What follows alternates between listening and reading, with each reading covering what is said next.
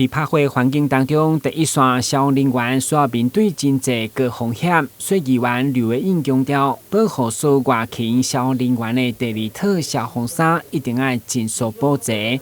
对此，消防局长表示，预计增加300套正在验收，保证所有第一线的消防人员拢有第二套消防衫。第二属的这个消防衣的这个部分，唔知影伫什么时阵才会当完全来落实，互大家有第二。消防衣。议员甲你报告吼，已经伫咱即摆有1456套啦吼。那么今年即摆已经咧验收了有300套，所以这300套若验收过加了，已经同仁都有2套以上的消防衣了。所以每一个同仁只要这300套来验收完成，每一个有咧伫第一线拍火的同仁，伊拢有这个第二领的消防衣。是。所以这个部分是无问题的。是。到什么时阵会当每一个人拢会当落实到？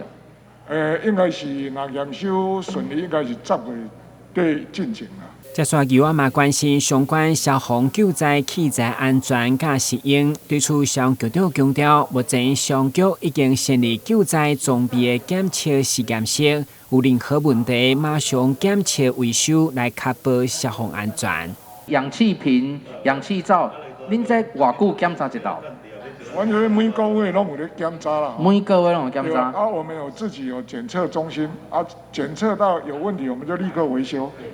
好，所以这个部分吼，特别爱拜托到咱的这个李局长吼，爱来照顾到咱第一线拍火，咱这兄弟姊妹吼，这所有的人性命的安全，因为每一个人伊拢是为着咱的社会家庭咧付出，伊家己勇敢。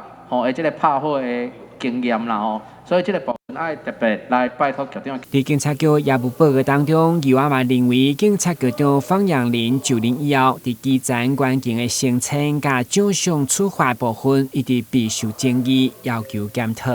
但系新闻管制林根采访报道。